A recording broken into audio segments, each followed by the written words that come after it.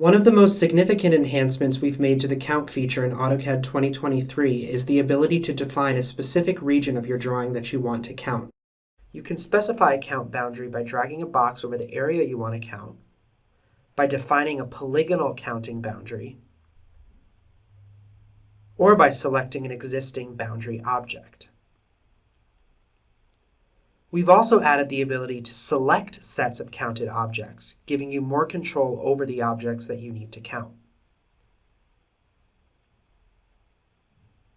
Additionally, you can now recall counted objects from count tables that you create, even after you've closed the count palette. Finally, we've added support for both text and hatches. This means AutoCAD can accurately distinguish between blocks with the same geometry but different hatch patterns or text, giving you greater accuracy and more granular control.